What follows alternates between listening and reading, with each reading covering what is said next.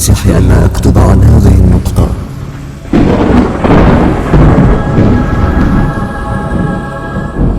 لكني وكما يعرفني معظمكم أني سافل أخلف بوعودي. كفرت بكل الأديان وآمنت بك وحدك، لكنك خذلتني. لم أجبرك على السجود لي، ولم أرغمك على الكفر بالخالق، لكنني دعوتك فاستجبت لي، فلا تلومني ولم نفسك.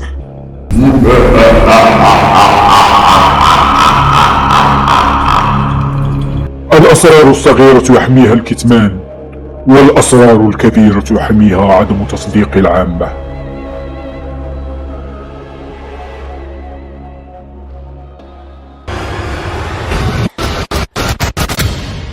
حدثتك من قبل عن المدينة الملعونة التي اتخذها شاحار مقرا لقيادته في محاولة الانقلاب على حكم الملك خورخيس قبل أن ينقل مركز القيادة إلى المثلث الشيطاني.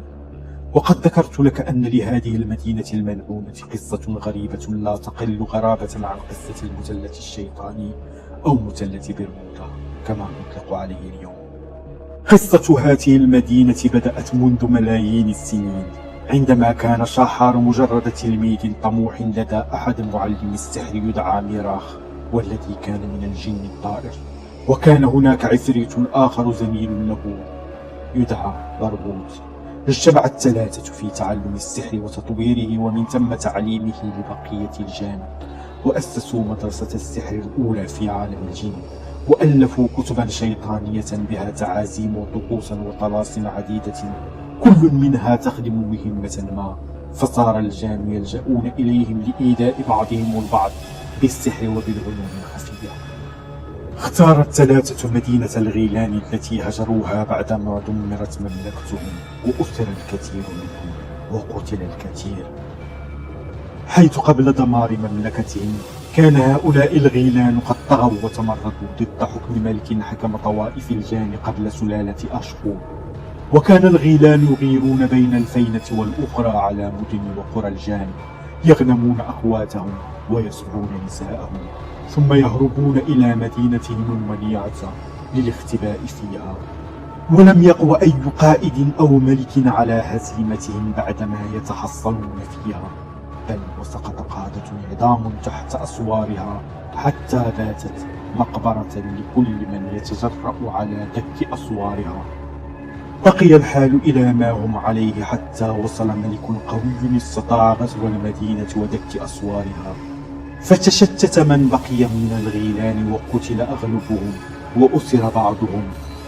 قرر شاحار وصديقاه إعادة بناء تلك المدينة وجعلها مقرا لهم، يعلمون أتباعهم السحر فيها، ويرسلون طلابهم إلى مدن الجان وقراهم لنشر الفتن والشرور، حتى كونوا طائفة سرية من السحرة والكهان والقتلة المأجورين، شأنها شأن طائفة الحشاشين التي ستظهر بعد آلاف السنين لدى بني الإنسان وباقي الطوائف والأخويات السرية التي ستنشأ قبلها وبعدها، كالماسونية وفرسان الهيكل والنورانيين.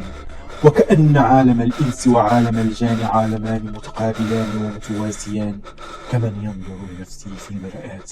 ولأن أعمال شاحار وأتباعه كانت كفرا بالإله الأعظم ومعصية له، فقد قرر كل من ميراخ وبرغوث الرجوع عن معصية الخالق الأعظم والتوبة إليه. إلا أن شاحار رفض التوبة، وهدد مملكة العهد الذي قطعه الثلاثة معا منذ مئات السنين بالموت. فنشبت حرب بين الثلاثة، ميراخ وبرغوث وأتباعه من جهة، وشاحار في الجهة الأخرى. في البداية كانت الغلبة لميراخ وبرغوث وجيشهما، إلا أنه سرعان ما انقلبت الأمور وفاز شاحار بعدما استعمل سلاحه السري الذي لم يكن ميراخ وبرغوث يعلمان عنه شيئا، حيث رتل طلاسم لعنة المدينة كلها وقضت على كل من كان فيها من الفريقين، ولم ينج منها غير شاحار، حتى أتباعه راحوا ضحية لعنته. من يومها صارت المدينة ملعونة ومحرمة على الجان، ومع مرور السنين فك شاحار جزءا من لعنته على المدينة، واستقطب فيها أتباعا جدد، بعدما هلك كل أتباعه جراء لعنته الأولى.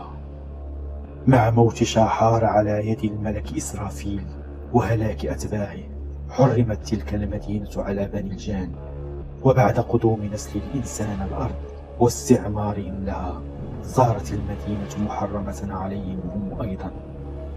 لكن إبليس بعد دخوله لمثلث الشيطان واستيلائه على كتب ومخطوطات شاحار استطاع أن يحول المدينة مقرا ثانيا لمملكته، فصار يستقبل فيها بعض أعوانه من شياطين الإنس والجن، حيث جرت لقاءات كثيرة بين الشيطان وأعوانه من بني الإنسان، أمثال أنف خريستوس الذي يقيم في إحدى قصورها بشكل شبه دائم، وبعض حكام الإنس المنتمون لجماعات عبيد الشيطان الماسونيين والمتنورين، وكلها زيارات تتم في خفاء.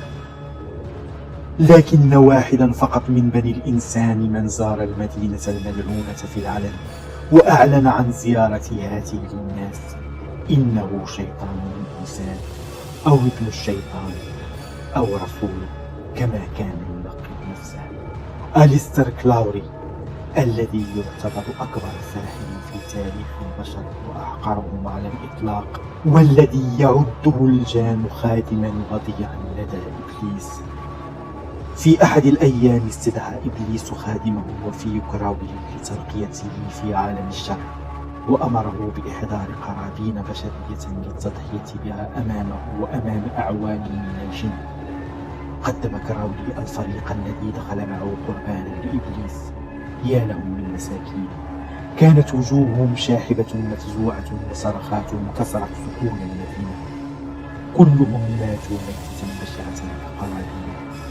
لم يخرج يومها من حفل الترقية حيا من الإنس غير أليستر كراولي. نعم، إنها السفار، المدينة الضائعة الغامضة الواقعة جنوب الجزائر، التي اعتبرها بني الإنسان أعجوبة الدنيا الثانية وسموها المدينة اللغز. حقا إنها لغز بدأوا الغيلان ثم طوره شاحار ليتمه لنسله.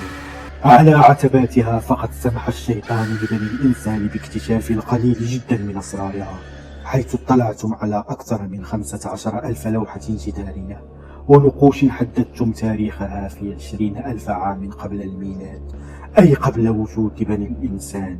وهذا صحيح، فالجن من رسمها لا بني البشر، لكن عمرها أقدم بكثير مما تعتقد أو مما قد يتصور عقل بشر. فالجن سابق على الإنس بملايين السنين، بل وحتى عمر الإنسان ليس كما يدعيه العلم الزائف أنه في حدود 300,000 عام، بل هو أيضا قديم أقدم مما تتصور. هذه المدينة الملعونة والتي بحجم دولة من دول بني الإنسان، حيث مساحتها تعادل دولا بحجم الأردن أو تونس أو سويسرا أو نيوزيلندا، فهي محرم على البشر اكتشافها أو دخولها دون إذن مباشر من جسر ودعوة شخصية منه. ومن يتحدى المنع ستتخطفه الجن ويقطع إربا. وأسرارها إن أراد رب العزة كشفها للبشر ستغير إدراكهم للحياة، وسيتغير عندها مفهومهم لتاريخ الأرض وسكانها من إنس وجن وخلق آخر قبلهما من كيانات قديمة جدا انقرضت، يطلق عليهم بعض الناس اسم الحن والبنت.